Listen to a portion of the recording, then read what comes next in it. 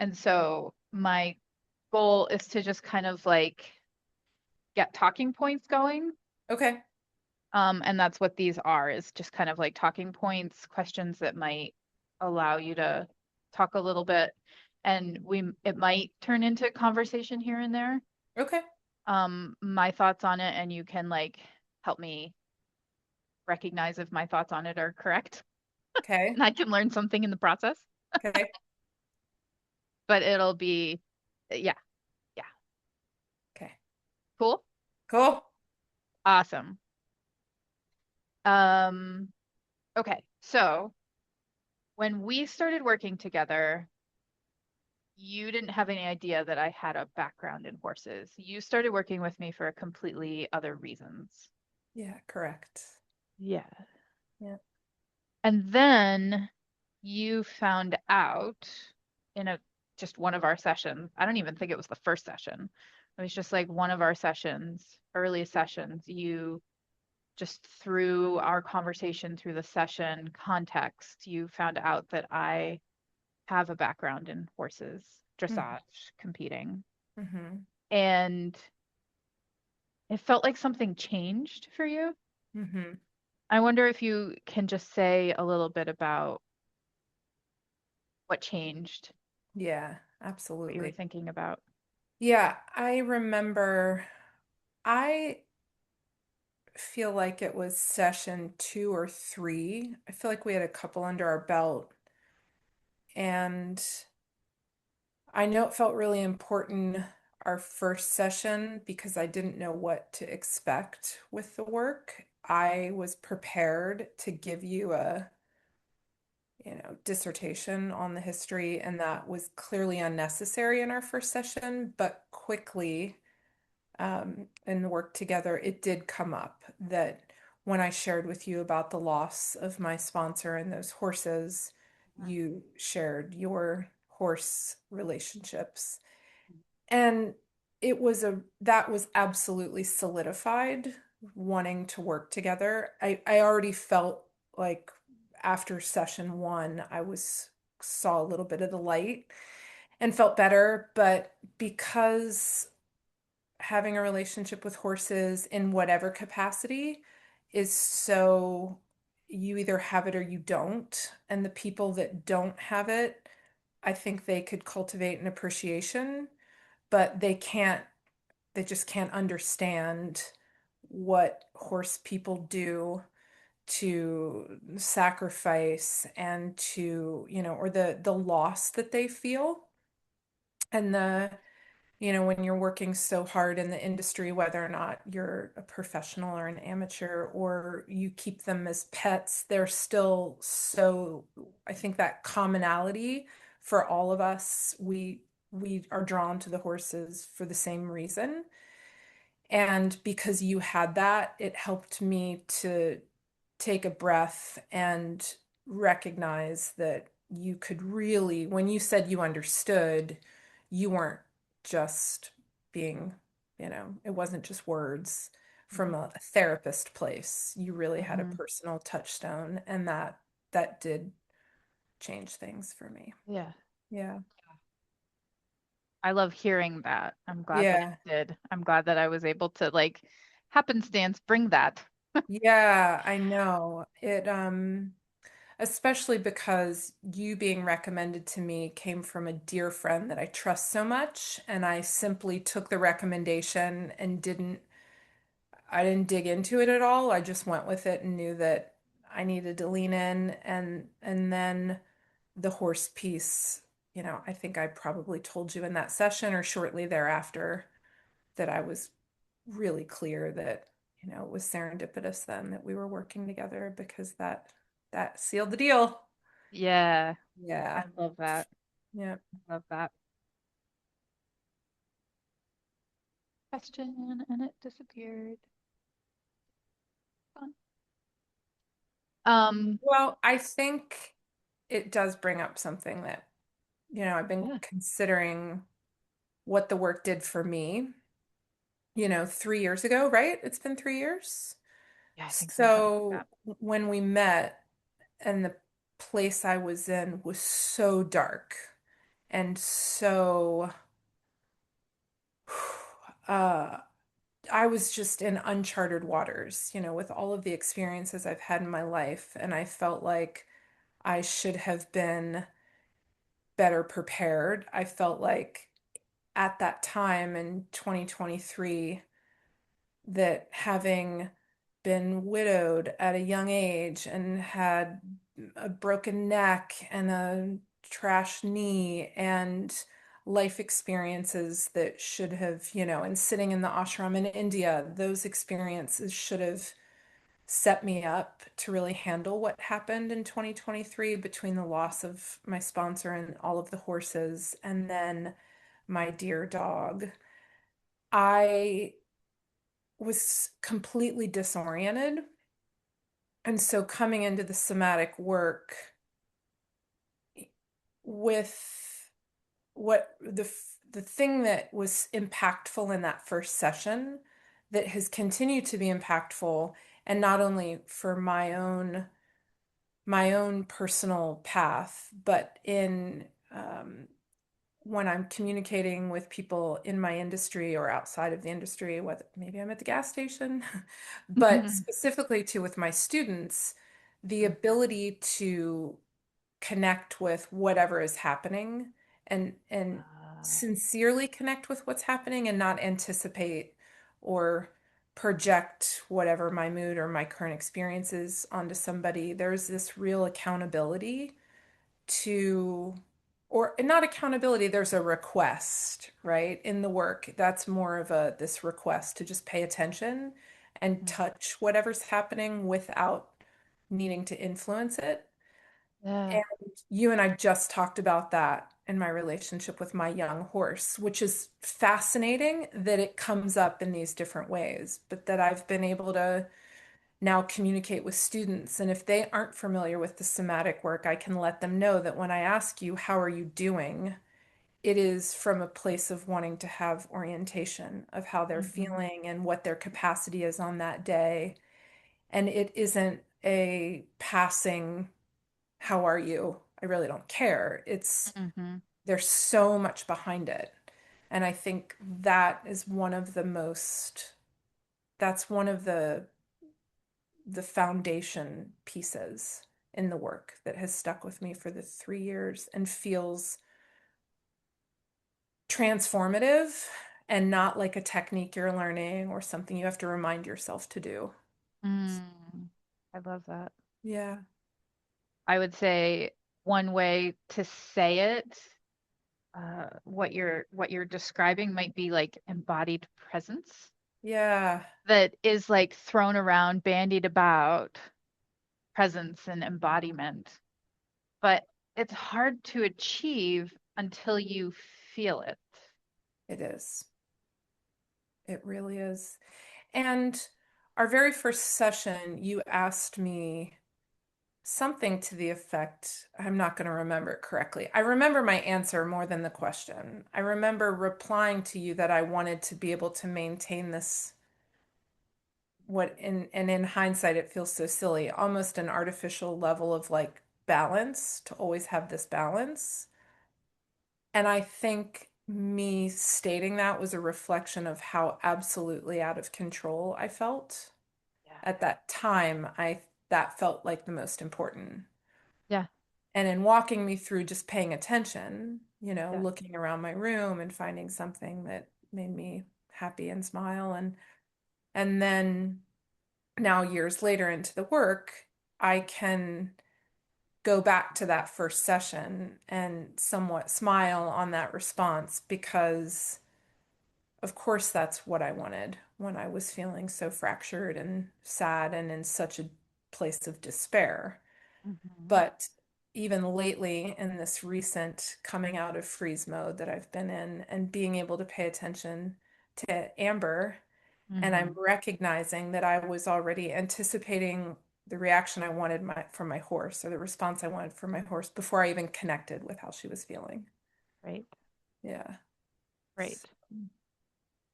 So just being able to show up and connect to what's happening also requires a level of understanding if you even have the capacity to connect. Mm. And some days I have said to you, no, I don't want to feel it. We're not gonna we're not gonna do Yeah. that. But Yeah. historically, I would have, I think, just turned away from those moments because I thought, well, if I can't feel it, then I shouldn't, why show up, right?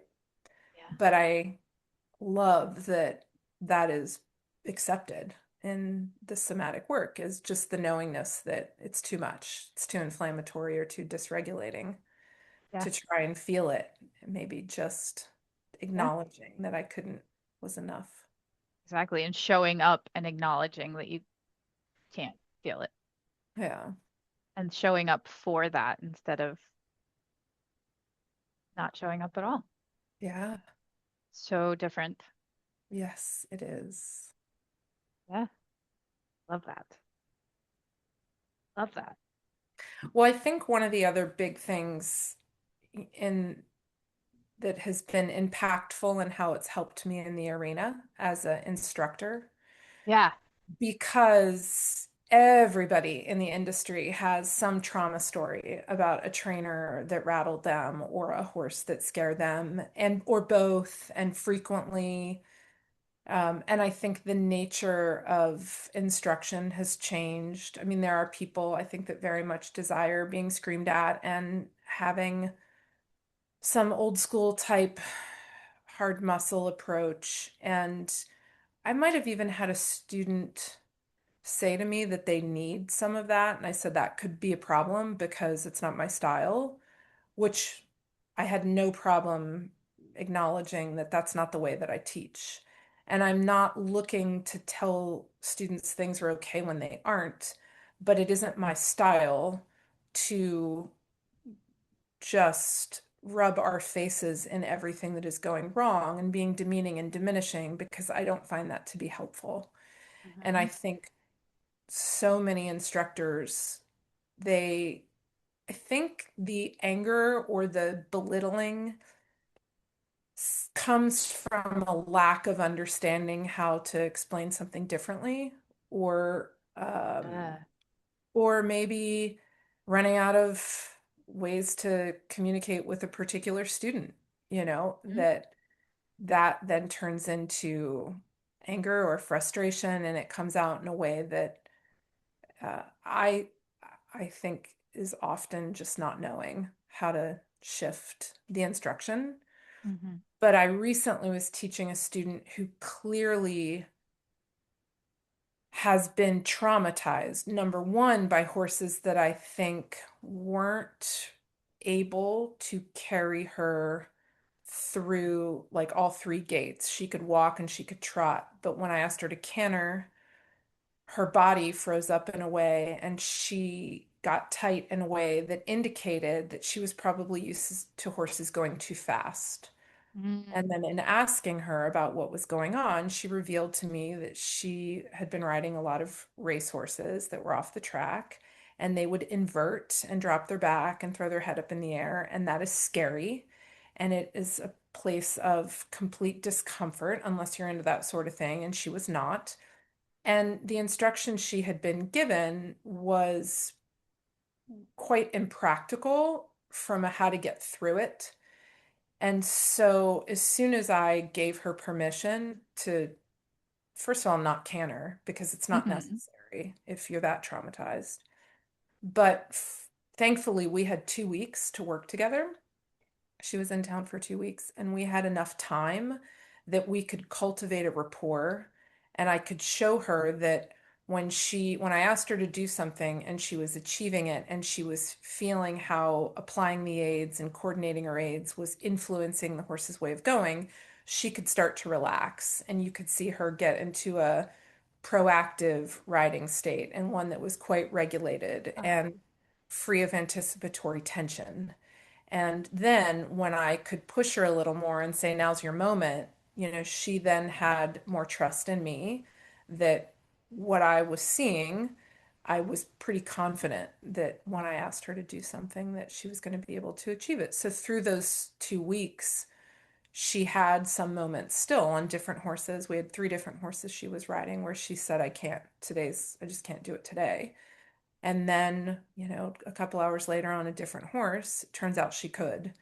So, and I told her on the front end about the somatic work and how when I ask you, how are you and what's happening for you, there's no shame and embarrassment and not being able to achieve exactly what I'm asking because what you're experiencing on your in your body on this horse is completely her experience and it has nothing to do really with what I'm witnessing.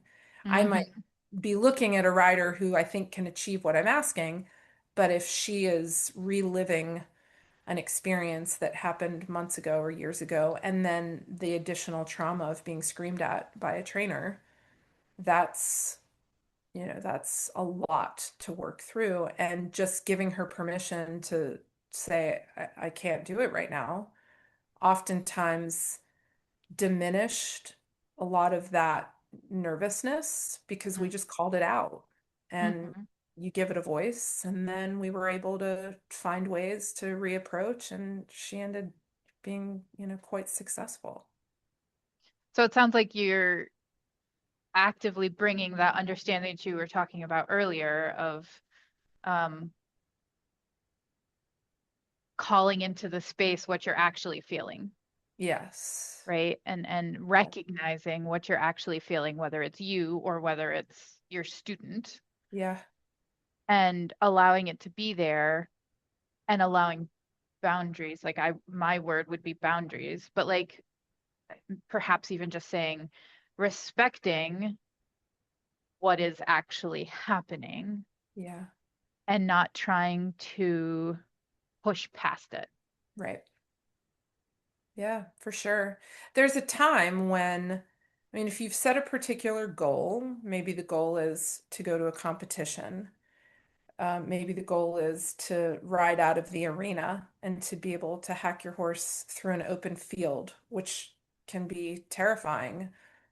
If you've set a goal and then you're working with somebody that helps you break that down into pieces and to identify the parts that could be dysregulating in that, Mhm. then naturally, as the time approaches, if you've signed up to go on a trail ride with a bunch of your friends, it's no different than the deadline to pack up and go to the show. At some point, you either learn that your goal is what you want to do is your fear and your what you're holding on to is insurmountable and you can't do it at that time, maybe ever, or you can bit by bit touch it a little bit. And I think it's what you've called pendulating. And that happens in the riding is that maybe you start by riding your horse from the arena back to the barn or back Mhm. and forth to the barn and instead of getting off at the ring. But there's but you have to have it's a community. Your trainer has to be on board. If you ride in an arena with a bunch of other riders, everybody's got to agree to look out for each other and support each other consistent with those ideals. And that's another big problem is that often doesn't happen. And there are a lot of people that don't want to look at things. They don't want to look at themselves and they don't want to do this type of work, which is totally fine. But my facility and my program, is incompatible with people that are going to disregard what they bring, the energy that they bring, and then how that impacts the horse. So, And that feels like I don't want to say it's a change because I didn't know you before we started working together, but I wonder if that is something that has changed over 3 years of kind of having standards and boundaries of what you are okay, what you will accept in your facility. yeah, sure. Well, part of what led me to our work was the breakdown of the relationship with my sponsor, which was a complete, uh, it was completely out of balance, Hmm. that relationship. And it's common for riders in the industry and trainers to have cultivated a certain skill and get to a certain place and have a skill set, but don't have the financial backing or the liquidity to be able to afford the horses that they're capable of riding, and that was very much the case for me. So when I got into the relationship where I was the rider of these horses, and then we continued to grow the herd or the string and Mhm. start down other professional pathways, I knew as we were going along that there was an incompatibility in our relationship, but I also knew that I thought because I give people a lot of room to be who they are and I work around that, which I've learned now is fawning and being a total people Can be. pleaser. Hmm. I made so many sacrifices. And there are a lot of writers that will still say that they would be willing to sacrifice. They will sacrifice their principles or what they feel they want in a personal relationship to get the ride on a really nice horse. And so it took me, as you know, it took me a long time to be able to acknowledge my appreciation to my former sponsor and for that. But it happened. I do now hold a lot of gratitude and thankfulness for having gone through that because it's separate from the relationship. Riding those horses and managing those horses on my own farm taught me lessons that are valuable that I carry through to today, and I would Hmm. not have learned them otherwise. I would never have ridden horses of that caliber Yeah. otherwise. Yeah. So that brings up the additional topic or conversation of how you have come to the place where you can appreciate the circumstances and the person who hurt you so badly. Yeah. Yeah. I mean, that was doing the work consistently, right? And I think it's happened when people ask me how to define the work or what does a session consist of, and it can feel so difficult to nail down. Hmm. Uh, much like the moments that led up to me being able to say, "Oh my gosh, I think I feel uh, forgiveness," and I was able to finally articulate my appreciation for but it happened slowly that I, the healing process, of doing the work, of being what felt like face down in the mud and just at the end of my rope in a place that even now it's so hard to touch how dark that was because I'm not in the place. But Hmm. you, you were there, it was it just felt like I had nowhere else to turn. I didn't know what else to do. And in, and learning how to set boundaries and learning that what I needed as I healed, that it wasn't good or bad, short of making really unhealthy decisions where I would harm myself. And none of that was the case, right? But Hmm. what I perceived sometimes as bad, you always extended me grace that that's not actually the case. It's not bad. It's a resource that you need right now, whatever that was. Hmm. And that was a consistent language that was also helped me to witness pieces of my life instead of feeling like I'm on the receiving end of all of it and I'm good or I'm bad or I'm strong or I'm weak. It was understanding that I'm experiencing moments of weakness doesn't make me weak, or I'm experiencing a trend of, empowerment, but it doesn't mean that I can't be pulled out of balance again. So it's just shifting the optics, I think. Yeah. Yeah. Yeah. I wonder, Amy, if you can, this might not even have an answer. It might not be a thing at all because you've spent your life riding and training and learning from amazing people and amazing horses. I wonder if anything has changed in the way you train horses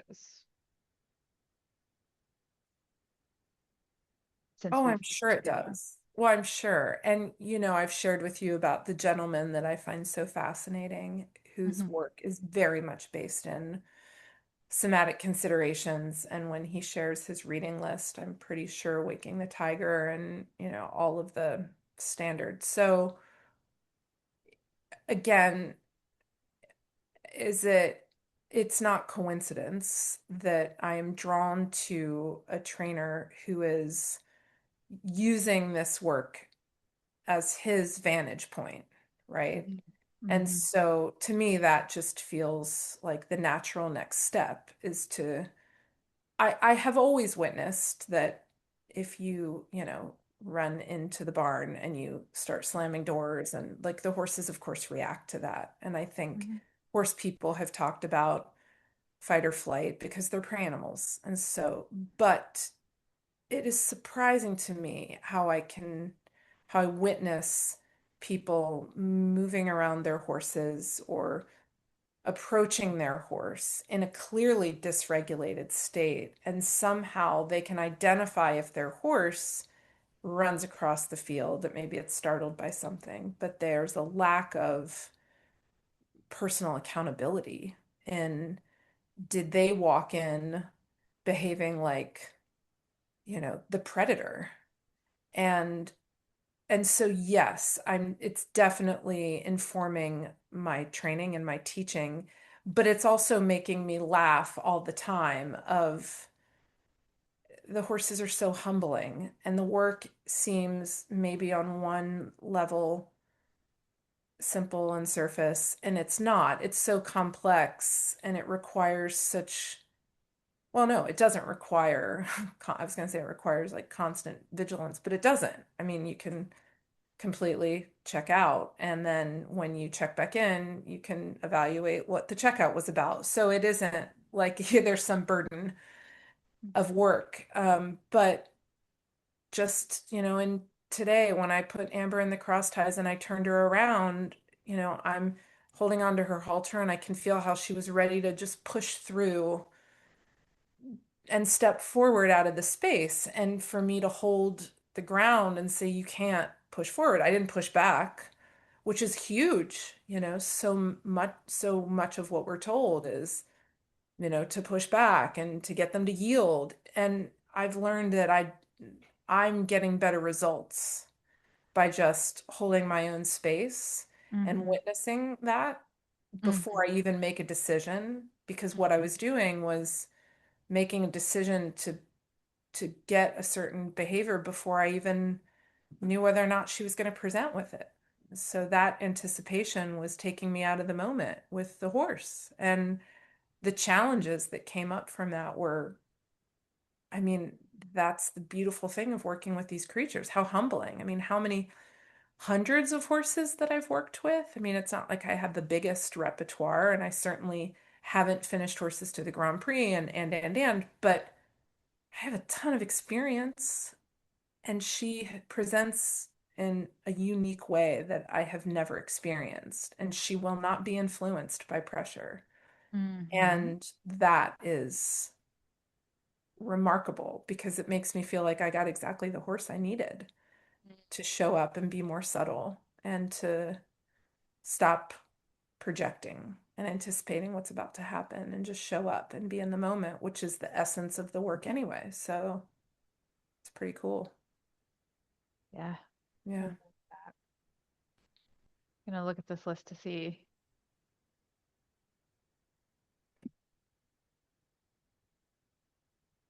You were talking about perhaps talking about the cellular level memory of falls and other traumas Mm-hmm. and what has perhaps changed or even that you've just learned about. Yeah, I think, in it'll be almost 10 years in June that I got hit by a car and broke my neck. And also, what has come up in our work, what I've learned about myself is that I can handle I can handle those types of physical traumas pretty well. I have a high tolerance for pain. And I shared with you, as soon as they were testing my, response when they were poking my hands and my feet, when it was clear that I hadn't done any spinal trauma and I wasn't paralyzed, I shifted right into, well, I better call my trainer to come and train my people and just get right back to it. And I thought I was fine. And so I just carried on. And for, I mean, 7 or 8 months, I sat on different horses and I felt like everything was going along great. And then I bought a horse and things seemed to be fine. And then one day I think I was asking him to like step over a pole on the ground and he launched. And he was a former jumper, and so he launched over the pole. And the only thing that saved me from going absolute like endo over the back of him were the knee blocks on the dressage saddle. And it put me into a massive freeze. It was the first time and I didn't understand then. I went to sports psychologists. I got screamed at by trainers on the ground saying, push on through, do this and that. And they didn't, they had no context of what had happened. But I know now that in that moment, I mean, your body keeps the score, and my Mhm. body remembered being hit. And I was aware of how fragile I was in that moment, and that my neck was fused, and that even though I've never been the bravest rider, I I do have the ability to, lean on my feel and my intuition and, trust or not trust the horse. And I can ride through some things, but that put me into a freeze that every single day after, when I came to the barn and got on the horse, I mean, even the amount of space that I would use in the arena got smaller and smaller and smaller because my capacity to be comfortable and ride him was shrinking because I was so unclear what was happening in my body. It didn't make any sense why physically I was strong, I was in great shape, but I just didn't understand. And when I finally made the decision to sell him because we were incompatible, and I was clear on that, but man, the path I had to take to get to these answers and draw these conclusions, I think, and by no fault of the people involved, because I think they didn't have the experience to help me work through what was happening for me. So it is by no means a criticism to them as much as it is just being reflective and knowing that, I'm so much time could have been cut off, that misery, and so many feelings could have been spared, and so much additional re-trauma could have been salvaged if, you know, if we were seeing that situation through the same lens. But it wasn't until I sold him and then had the benefit of riding for a different trainer, and she let me ride, 10 or 12 different horses with whatever frequency I wanted. And so I had a chance then and they weren't my own horse, which changes, how you approach them. And that situation gave me an opportunity to just recalibrate and feel things again and be a bit more intuitive about my writing. And and I mistakenly thought that I had like addressed it, and that what had happened, I thought, great, I'm over it. And I learned that that was actually not the case. And then it was, I think, one of my sponsor's horses that she started doing things that would absolutely terrified me. And I felt so unsafe.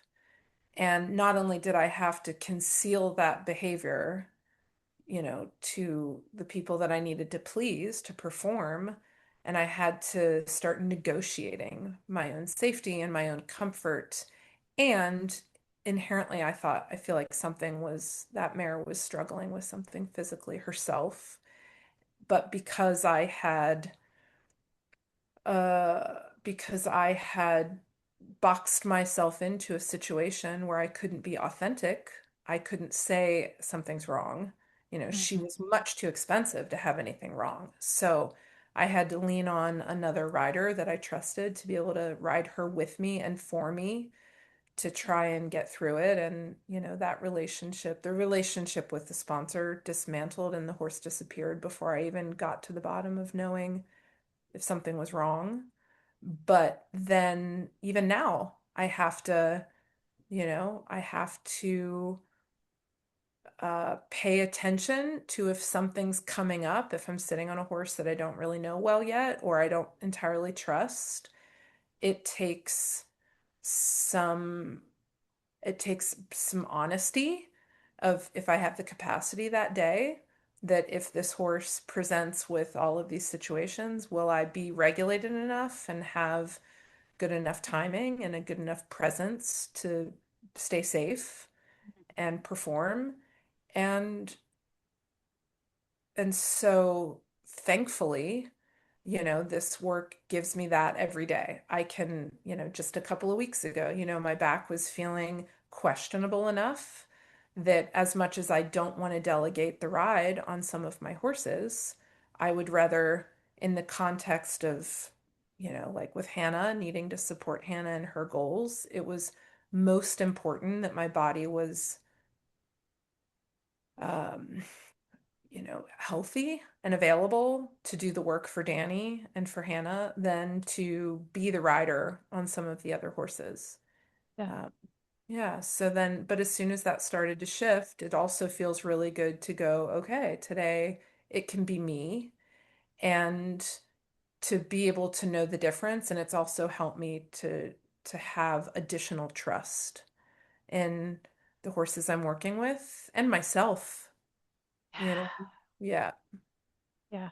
yeah. So we haven't worked on your falls, but we did work on one of your students' falls Yeah, and how much even just her falling yeah, left residue, ickiness, yeah, trauma in yeah, your body. yeah. And I wonder if you can just talk a little bit about what changed and how different things were after we worked on that specifically.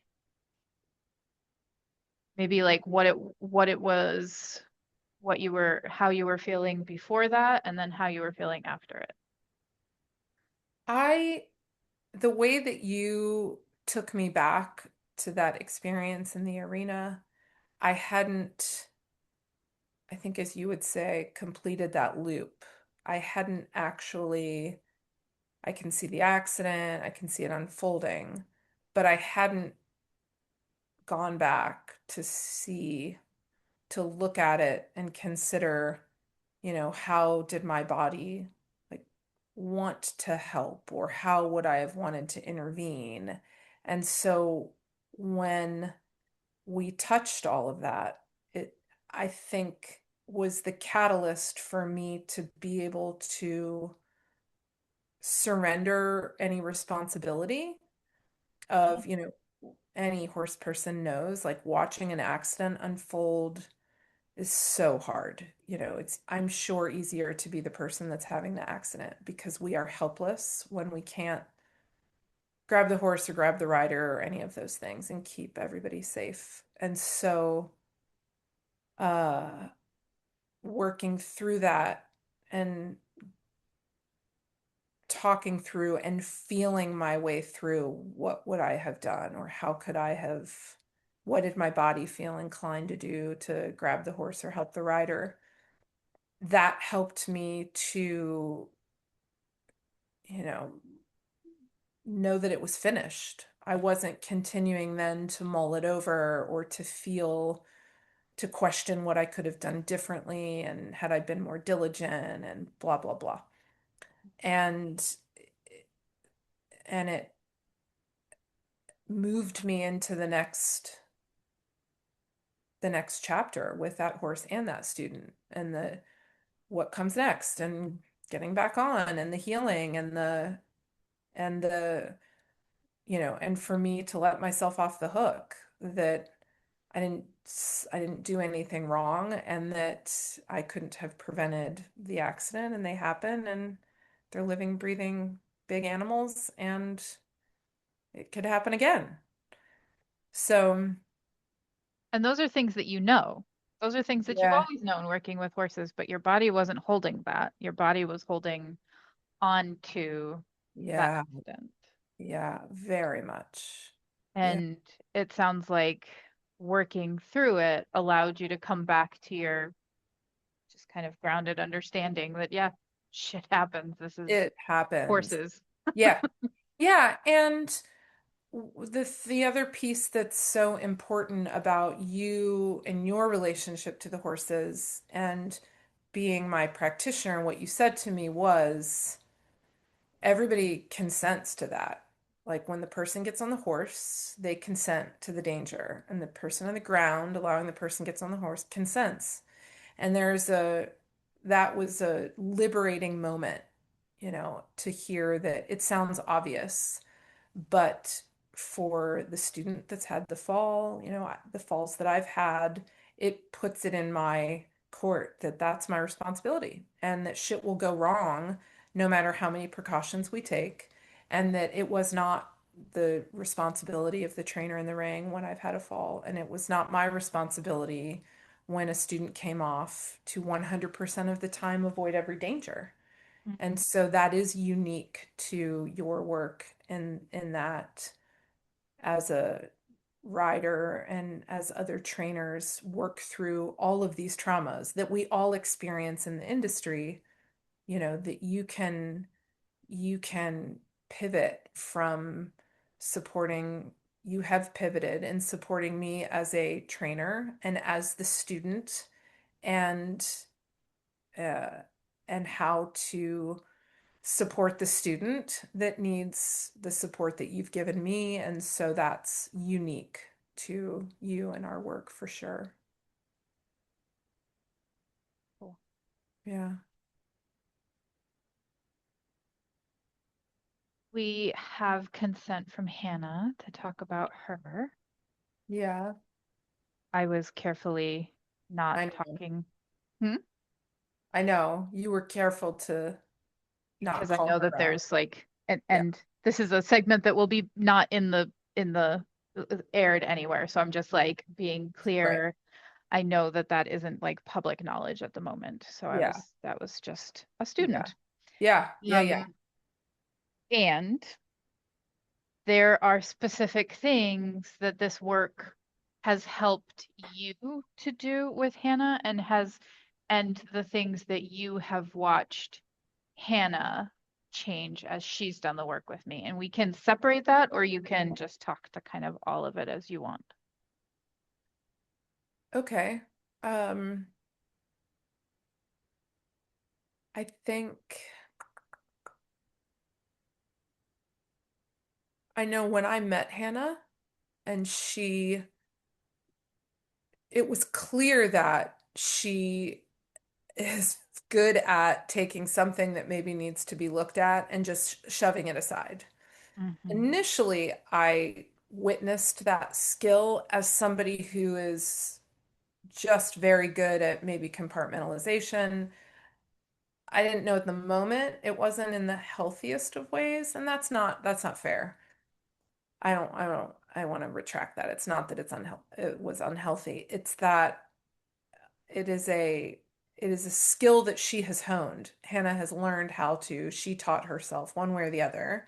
And I think based on having met her family and hearing stories about her prior to her brain bleed and her stroke, the type of person that she is driven, and she has the tenacity to get to the finish line. Whatever her goal is, she's going to get there. And that was pre brain injury. And so then post brain injury, it was still intact. And I think quite startling maybe to some people in her life that she was going to push on and take certain risks. But when I met her, I admired how pragmatic she would be about she's going to do step one and step two, and she will deal with three and four when she gets there, but she's here. Then I learned in us working together and that oftentimes something that we need to look at, she would put it aside because I was witnessing that she didn't have the capacity to look at it at the moment or it wasn't the right time. And so, free of judgment, I would just witness that whatever the thing is that maybe we needed to address, we weren't going to address it, not in that moment. Hmm. And so I think we were having a session, we were having a lesson, and she asked me when I was going to start yelling at her. And she made a joke about when are you going to belittle me or when are you going to, and I don't know if she used the word belittle, but she was the feedback I was giving her and her reaction was clearly stemming from an experience that wasn't ours. And I said to her, I recognize what's happening for you because it's happened to me, and I've got endless trainer trauma stories, so I can see what's happening. But here's the thing, I'm not going to communicate with you that in that way. And and then shortly thereafter, I shared with her about you and our work, and I said, the somatic work is quite incredible because for me, I don't need to do cognitive behavioral therapy where somebody endlessly asks me how I feel. I'm crystal clear on how I feel. And if I'm not, and I spend some time on it, I feel like I possess a high enough emotional intelligence that it doesn't take me very long to figure out how I feel about something. But what to do with the feelings that come up in my body after the knowingness of how I feel emotionally or physically or spiritually, that's a whole nother thing. And the somatic work addresses that. And so I was able to share with her that, because of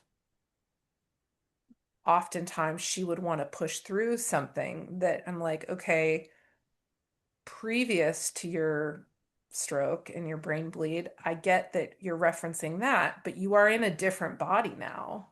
And like it or not, if you want to continue on this trajectory of your new life, it's probably, it would probably benefit you to pay attention to what's coming up for you and some of the symptoms of nervous system dysregulation that I was witnessing that I wouldn't have labeled that way until we did our work. And thankfully, Hannah and I have such a fabulous rapport, and we have continued to cultivate this trust, and friendship. And, because she's a veterinarian, but she's my student, and we've become friends, we have to pivot, in and out of these different roles, which is also really awesome because it forces us to have boundaries that are specific to each of those roles, right? Hmm. So just the other day, I asked her to watch me ride a horse, and I said, I want you to first watch through the optics of being a vet. What do you see about XYZ? And then secondarily, as my friend, what do you see?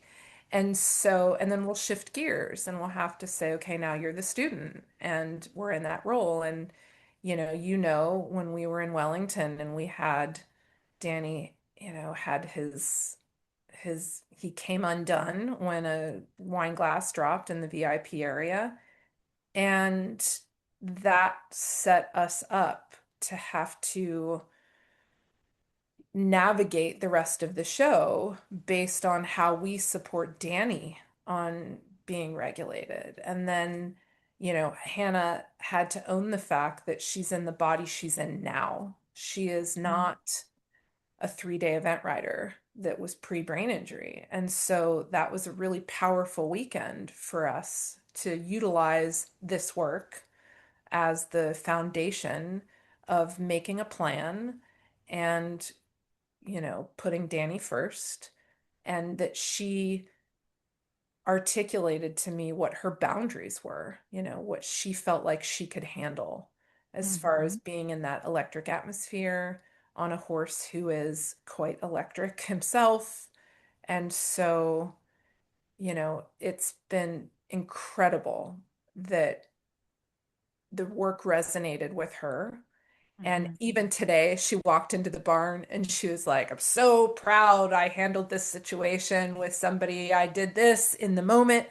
I was able to articulate and wait till I tell Betsy. And it's just a lot of fun that we don't ever, we give enough information to keep boundaries very clear, and but we can also not, we don't have to say a whole lot as it relates to an anecdote or the work we're doing with you to be able to have camaraderie about Mm-hmm. the language and and to be able to see each other on days when when she's not in a great place through, her accident and what she's recovering from, and Danny's ups and downs of when his saddle's not fitting him so great. I mean, sometimes it feels like we're just holding on to each little thread.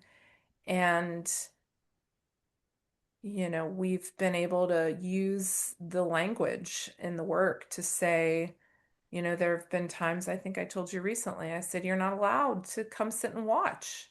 If you're only going to have one optics and it's going to be doom and gloom, then, Danny doesn't need that either. Or if that's exactly what she needs and I see that I can give her the space to do and be that, then I can yield to her in Mm-hmm. that way. But we've both been able to expand our capacity of, Mm-hmm. being whatever role that we're playing for each other. And I love yeah, that.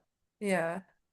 I'm curious, you and Hannah are not the only people that I work with who know each other well and so there's this intermingling, right? I work with both of you, and I wonder how you each feel about how I hold my boundaries with each of you and talking about the other one, Oh, if I that could makes sense imagine to she you. would say the exact same thing because it's black and white. I mean, the boundary is never once has there been there's no discussion about anything the other person says. There is no, um, I don't ever feel like what I'm saying to you, knowing full well that Hannah and I are sharing maybe an anecdote and you're hearing it through our different lens. I've never felt like you're giving feedback that's influenced by having heard her side or my side. In fact, I think there's only one occasion where I did say to you, would it benefit us, the three of us, to get on a call together? And I expected you to say yes. And you said that's not necessary unless you all are seeing it differently. And from what I hear, that's not the case. And so you just very quickly dismissed that was not necessary.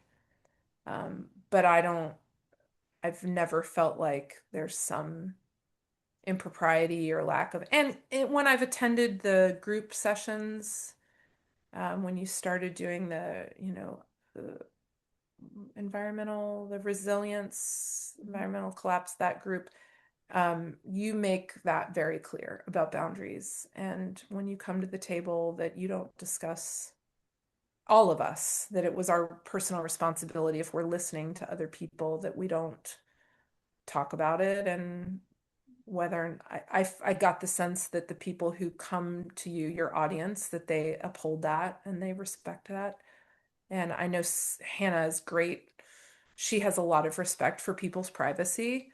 And so, I don't, I've never felt like it's a conflict. Whereas maybe sometime because of me being in the trainer role with her, that could have been something that felt a little off, and it never has.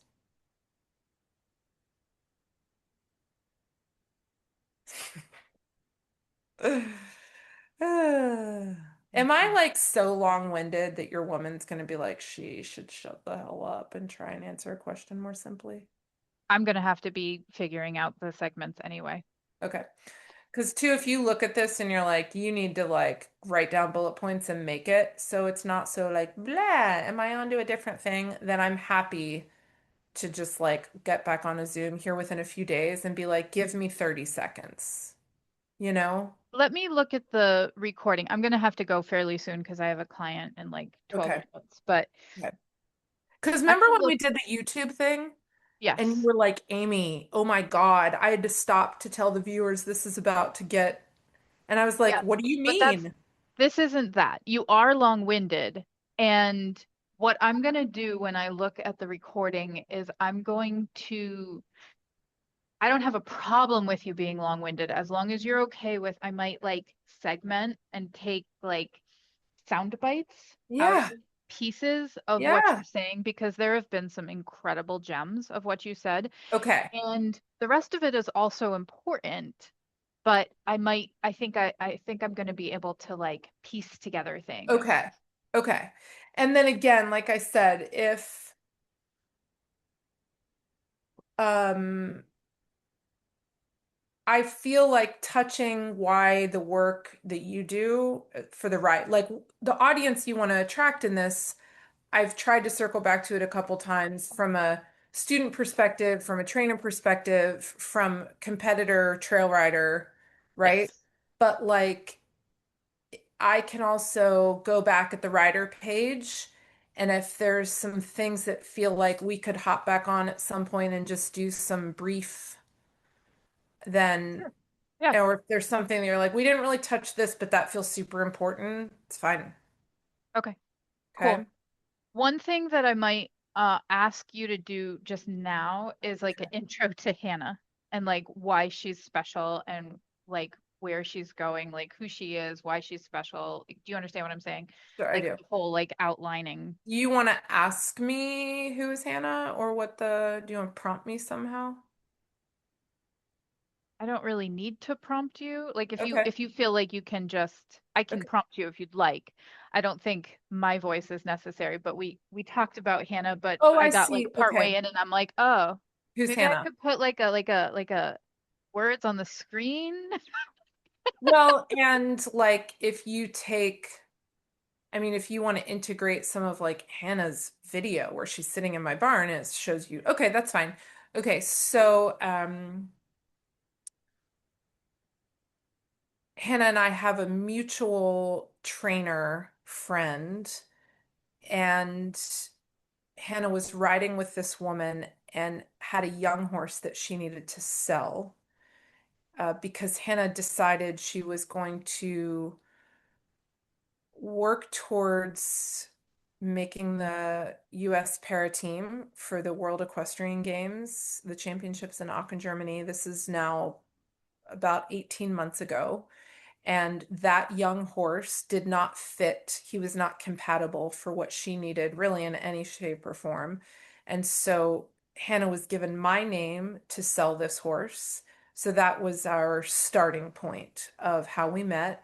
And that horse, McLeod, she hired me to sell him, which I did.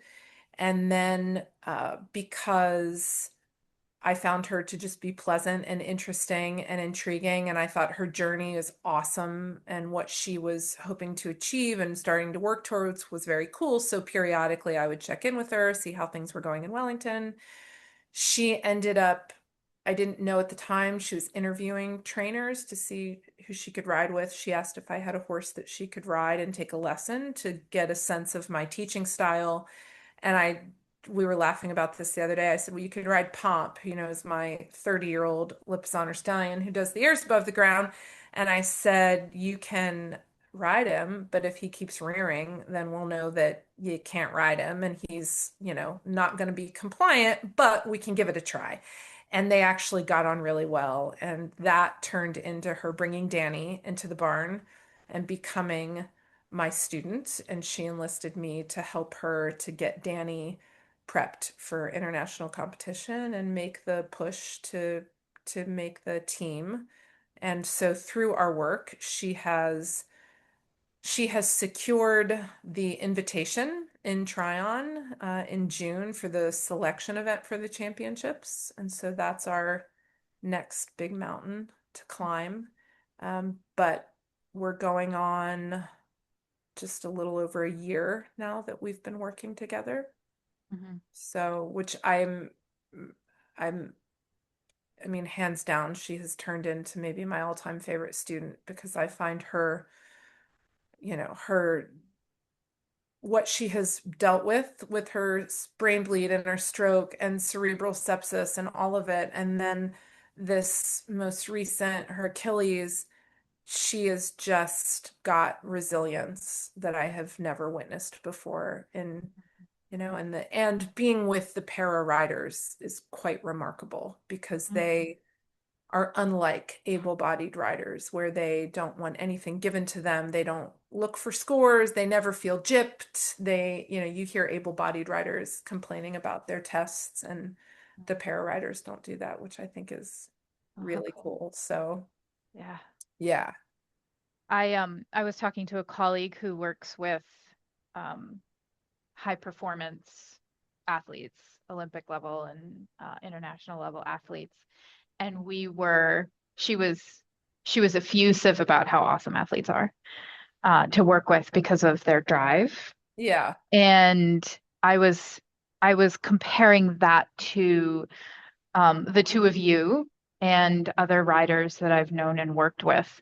And there's just this riders and trainers are just like a breed apart Yeah. in this drive, but also this desperate drive to the ends, but also your